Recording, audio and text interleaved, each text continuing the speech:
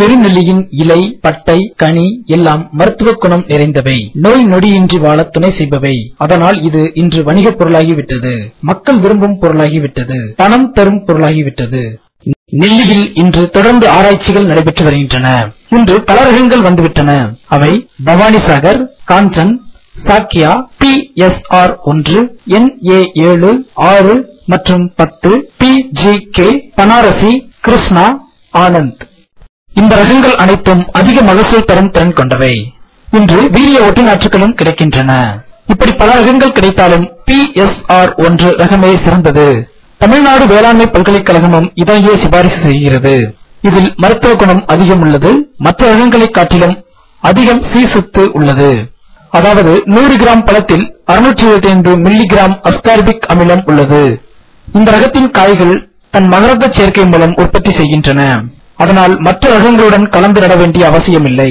இது வறட்சியை தாங்கி வளரக்கூடியது.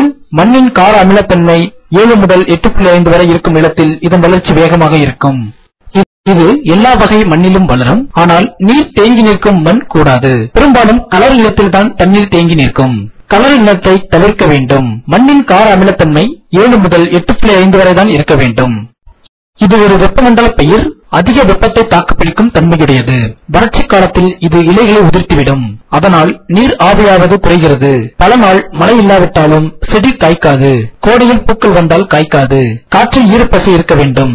காற்று வேண்டுமானால் பக்கத்தில் தோப்பு இருக்க வேண்டும். மரங்கள் இருக்க வேண்டும். தோப்பை சுற்றிலும் பெருநெல்லி பயிரிடுவதால் நல்ல மகசூல் கிடைக்கும்.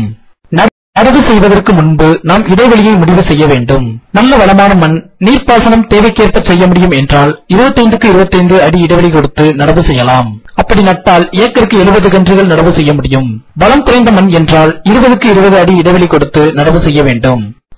2 அடி ஆழ அகலமுள்ள குழி எடுத்தல் வேண்டும். ஆனால் நடவு செய்வதற்கு 1 மாதத்திற்கு முன்பே குழி எடுத்துவிட வேண்டும். குழி நன்கு ஆற வேண்டும். குழி எடுக்கும் பொழுது குழியின் மேல் மண்ணை ஒருபுறமாக போட வேண்டும். அந்த மேல் மண்ணுடன் நன்கு மக்கிய தொழு உரம் கலந்து குழிக்குள் போட வேண்டும். இவற்றுடன் குழிக்கு 3/4 கிலோ சூப்பர் பாஸ்பேட்டை கலந்து போடலாம். இதனால் வேர்கள் துரிதமாக வளர்ச்சி அடையும். நாற்று நட்ட ஆரம்பத்தில் வாரம் ஒரு முறை நீர் பாய்ச்ச வேண்டும். பிறகு மண்ணின் தன்மைக்கு ஏற்ப 10 நாட்களுக்கு ஒரு முறை நீர் பாய்ச்சினால் போதும். நட்ட 2 ஆண்டுகள் வரை ஊடுபயிர் செய்யலாம். இதற்கு நல்ல நீர் வசதி இருக்க வேண்டும்.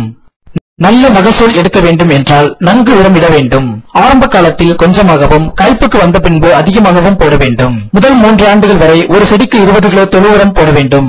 அத்துடன் 1/2 kilo urea, 3/4 kilo super phosphate, 3/4 kilo potash போட வேண்டும். தொழு உரம் இல்லாமல் தனியாக ரசாயன உரம் போடுவது நல்லதல்ல. பூக்கும் காலத்தில் 1 லிட்டர் நீருக்கு 30 மில்லி என்ற அளவில் தசகாவியாவை நீருடன் கலந்து